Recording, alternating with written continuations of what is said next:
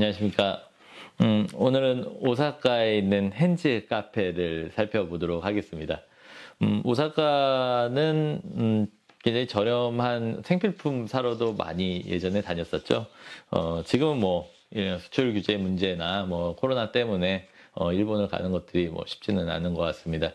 어, 어, 빨리 하여튼 이런 그 일본에서도 수출 규제라든지 이런 부분에 대해서 자기들의 잘못을 좀 인정을 했으면 좋겠고요. 어찌됐건 그 전에 이렇게 일본을 가게 되면은 특히 오사카라는 곳을 가면은 많이 뭐 먹으러 가기도 한다든지 저렴한 어떤 물건들 사러 많이 가기도 하죠. 한국 제품이 물론 굉장히 좋긴 한데 예를 들어서 조금은 이런 생필품이나 잡화점에 가면은 조금은 더 디테일하게 이렇게 좀 그 여러 가지 상품들을 이렇게 세분화하는 것들을 볼 수가 있죠. 저도 이제 강아지를 키우다 보니까 이런 강아지 관련된 제품이나 이런 것들을 사러 이제 가기도 합니다.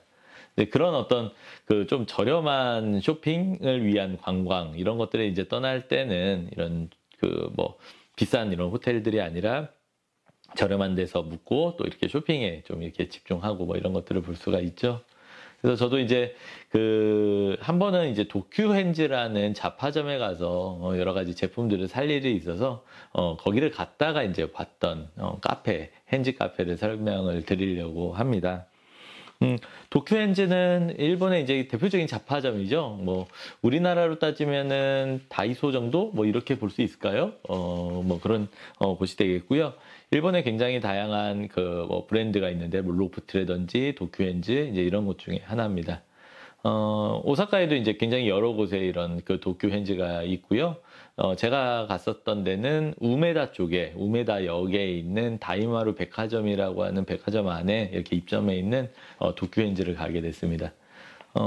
굉장히 이제 여러 개 층으로 이렇게 나눠져서 백화점이 이렇게 도쿄 현지가 구성이 되어 있고요. 그래서 이제 밑에서부터 이렇게 쇼핑을 하고 위에까지 이렇게 올라가는 그런 구조입니다. 굉장히 저렴한 제품들 이제 이렇게 다 구매를 하고 이제 가장 위까지 이렇게 올라가게 되죠. 근데 아무래도 이제 여기가 층층이 되어 있고 꽤 잡화점에 가서 여러 가지 제품을 사려고 그러면은 꽤 오랜 시간 이렇게 걸어 다녀야 돼서 굉장히 좀 다리도 아프고 허기지더라고요. 그래서 이제 마지막으로 이제 이런 부분들을 다 쇼핑을 한 다음에 조금 음식 좀 먹고 휴식을 취해야 되지 않을까라고 생각을 하는 와중에 바로 도쿄엔지 옆에 하나 카페가 보이더라고요. 네, 이제 헨즈 카페라고 되어 있었습니다. 이런 헨즈라고 하는 도쿄엔지 헨즈와 헨즈 카페의 헨즈가 그 뭐 이게 언어도 똑같지만 단어도 똑같지만 실제 이렇게 쓰여 있는 어떤 글씨체라든지 이런 것들이 똑같아서 아 여기가 도쿄엔지랑 연관이 돼 있구나라는 것들을 딱 알 수 있었습니다. 아닌 게 아니라 이제 도쿄현지에서 이제 운영하는 카페가 되겠고요.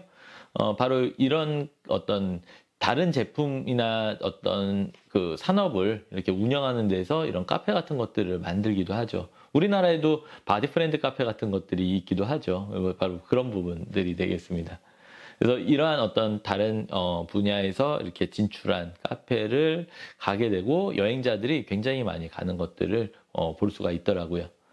여행자들이 많이 가는 이유는 있습니다. 우선은 도쿄현지를 가서 그렇게 잡화도 사고 좀 브랜드 충성도가 있는 사람들은 아무래도 조금 더 거기서 운영하는 카페에 대한 관심들을 갖게 될 수밖에 없을 것 같고요. 특히 그 카페에 들어가면은 이 도쿄현지에서 팔았던 어떤 식기라든지 이런 것들 또 이제 도쿄현지가 보통은 간판에 이렇게 녹색으로 이렇게 표시가 되는 그래서 녹색이 트레이드 마크인데 그러한 여러 가지 디자인을 좀 더 결합해 가지고 이 카페에 뭐 의자 같은 것들도 다 녹색으로 이렇게 표시가 돼 있다든지 굉장히 그런 브랜드의 연장선상에서 이용을 할 수 있게 만들어주는 것 같아요.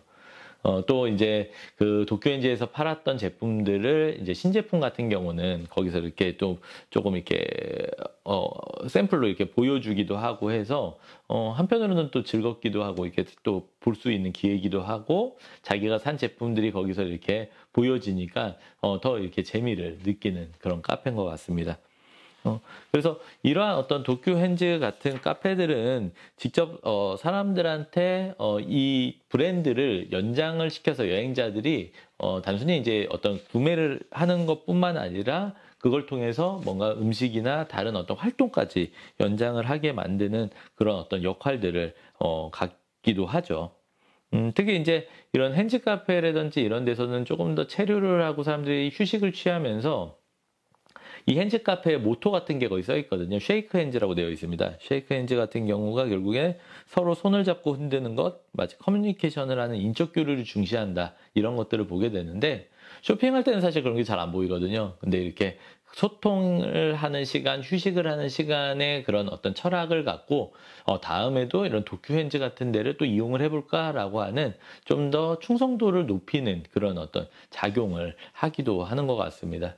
그래서 이러한 형태들의 어떤 사람들이 음식을 먹고 즐기고 다시 도쿄 현지에서 뭘 사야 되는지 고민을 하게 만드는 그런 계기가 되지 않을까라는 생각을 갖게 되는 거죠. 그래서 다시 얘기해서 사실 뭐 핸즈 카페를 꼭 여행자들, 관광객들을 위해서 만들었다고 하기는 어렵겠죠. 지역민들을 위해서 아마 만들긴 했을 겁니다. 그리고 자기네 어떤 수익을 더 창출하기 위함과 브랜드의 가치를 확산하기 위해서 만들었겠죠.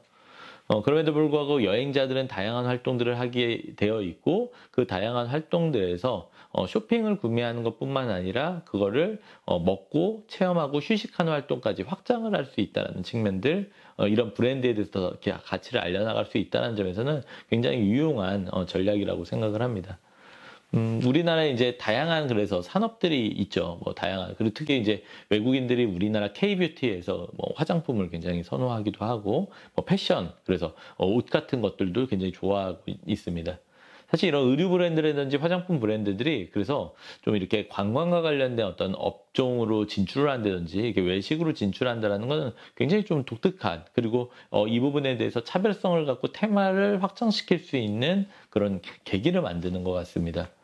다 같은 카페가 아니라 내가 갖고 있는 어떤 독특한 하나의 테마를 가진 카페라고 한다면은 훨씬 더 매력이 있지 않을까.